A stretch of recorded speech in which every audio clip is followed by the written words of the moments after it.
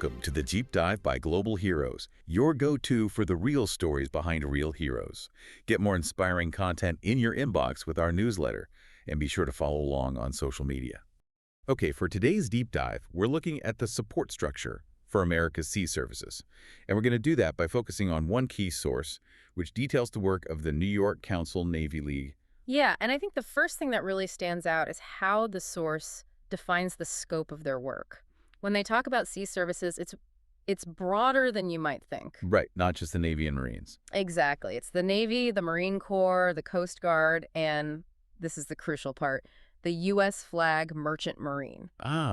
So that immediately frames it differently. It does. It makes it about national economic security, not just defense. The whole underlying idea is that America is fundamentally a maritime nation. And this isn't some new idea for them, right? Yeah. This organization has, well, it has some serious historical roots. It really does. We're talking 1902, established at the encouragement of Theodore Roosevelt himself. Wow. Okay, so that longevity has probably led to some significant scale. For sure. They're one of the largest, most active councils out there. The source says over 750 members just in the greater New York City area.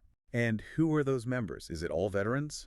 It's a real mix, actually. Veterans, active duty folks, dependents, and a lot of civilians who are just committed to the mission. And the direct impact of that membership. The numbers are pretty staggering. They are. The source mentions they serve around 10,000 service members every year. 10,000. And it says something about youth programs as well. Yep, about 2,000 local youth on top of that. It's a major operation. So how do they manage that? How do they reach so many people? Well, they have a few key platforms. The two biggest ones the source highlights are the New York Maritime Security Conference. Okay. And, of course, the big public one, Fleet Week, New York. Right. But are those just, morale events? Or is there a deeper purpose? That's the key point. The source presents them as powerful educational tools. They're designed to teach the public and policymakers about why these sea services are so vital. So the big events are the public-facing side, the educational push. Yeah. Exactly. And then they balance that with smaller, more focused activities. Things like national security briefings or honoring the top enlisted people at their adopted units. It's a two-pronged approach. That makes sense. And they're looking ahead to something big, right?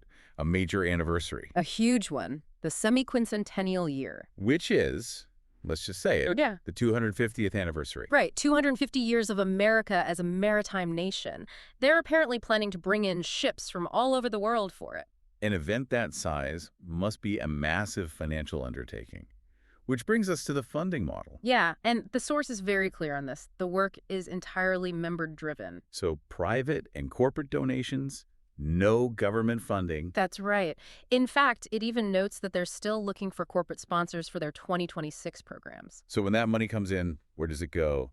The source breaks that down, doesn't it? It does. It boils down to three main goals.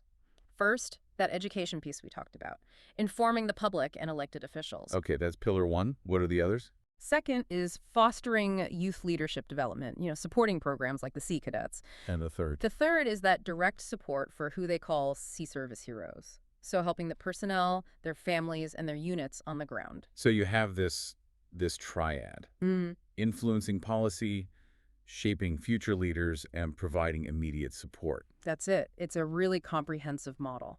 So to sum it all up, you've got the high-level public advocacy, and then you have that essential direct support for the people actually doing the work. It's a model they've sustained for well over a century, and it leaves you with a really interesting thought to mull over. Go on. Well, think about that 1902 founding with Roosevelt. The world was a completely different place. It makes you wonder, how has the very definition of sea power and the support for it shifted over the last century to reflect America's changing role in the world? It's something to think about. That's it for today's deep dive. Want more? Stay connected with Global Heroes through our newsletter and socials.